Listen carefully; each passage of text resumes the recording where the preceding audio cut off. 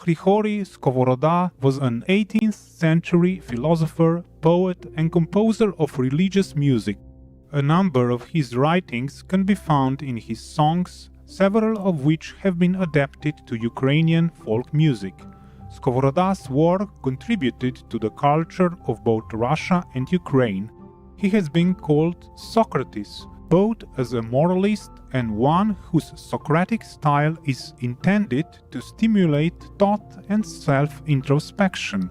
At the same time, Skovoroda's writings are imaginative, witty and dramatic, with themes that highlight happiness and appreciation of life. Skovoroda did not seek to have his work published while he was still alive.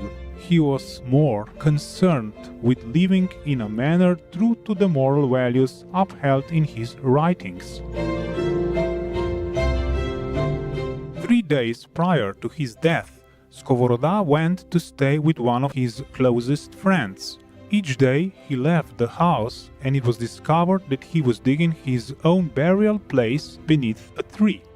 On the 3rd day he announced that his time had come and he simply lay down and passed away.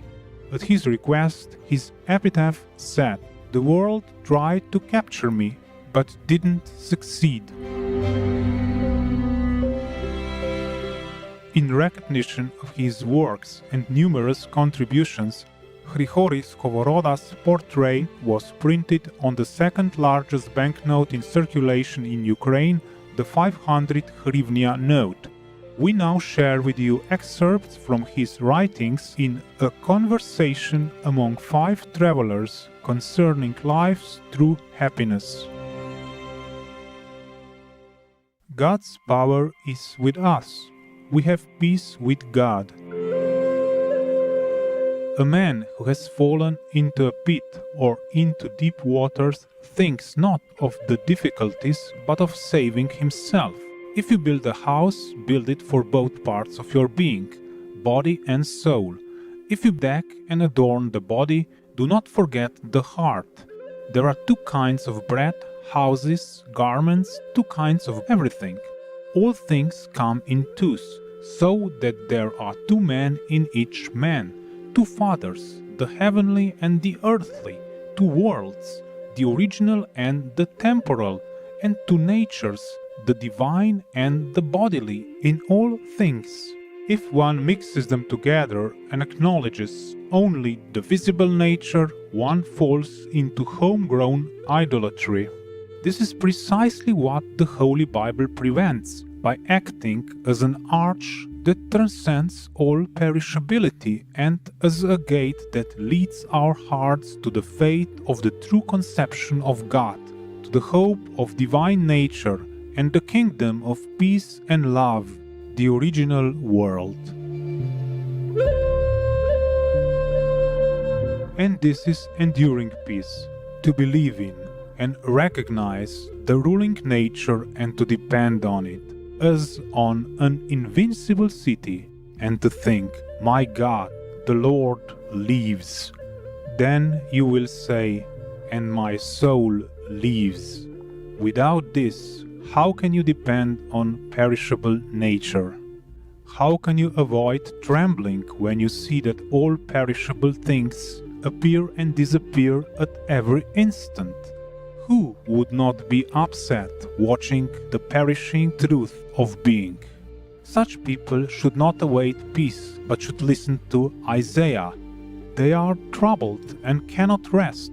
There is no rejoicing for the wicked, says the Lord God. Look and see who ascends the mountain of peace. The Lord is my strength, and he will make my feet for perfection and lead me to high places, which will give me victory in his song. He acknowledges the Lord and sings before those who do not see him, and God leads him to the mountain of peace. To deny the Lord is the most tormenting distress and the heart's death. The work of the lips is the illness of the heart, and the illness of the heart is death, which is put in the heads of the wicked, and this natural death, which with its sting kills the soul, is the confusion between perishable and divine nature, and this confused mixture is a deviation from the divine nature in the direction of dust and ashes, as it's written, "Your food will turn to dust." The deviation is the fall, as it is written. Who can understand the fall? Here is what Sirach says of sin. "The teeth thereof are as the teeth of a lion, slaying the souls of men." This is darkness. This is going astray. This is misfortune. You see where bodily nature has brought us. What comes of the confusion of natures? This is the native idolatrous frenzy and deviation from divine nature and ignorance about God. The well-known grief of this kind of heart is that we do not care for anything except the body's good. And if one lifts up one's eyes even slightly toward the blessed nature, we immediately cry out, "It is difficult, difficult." This is to call sweet bitter, but the righteous man lives by faith.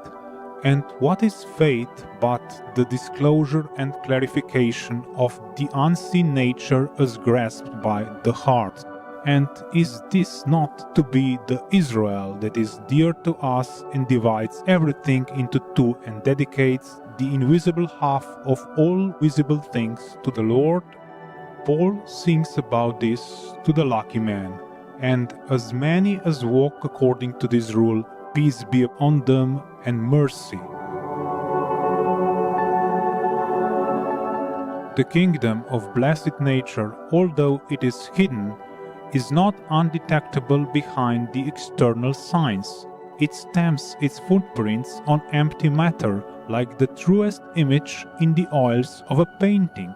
All matter is but painted mud, muddied paint and picturesque powder. But blessed nature is the beginning or principle itself, that is, a beginningless invention or contrivance, and the wisest delineation that supports all the visible colors. These fit their imperishable strength and essence as clothes fit the body.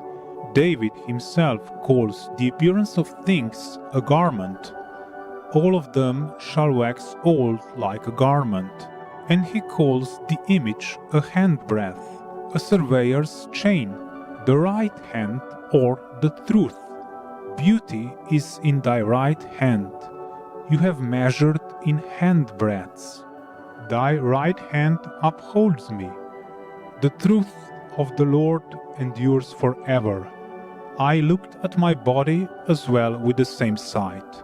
The hands have made me and fashioned me. He avoids the moving water of his perishability.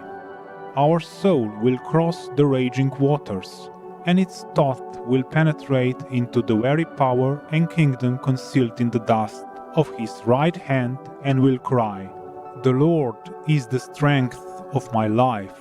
Of whom shall I be afraid?" Blessed is the man whom thou choosest, and causest to approach unto thee. Happy is he who has flown over into the kingdom of blessed nature. On this Paul says, "We walk on earth, but turn to the heavens." Solomon writes of the same world, "But the souls of the righteous are in the hand of God, and there shall no torment touch them." Wondrous viewers, it's been a pleasure to have your company on today's Words of Wisdom.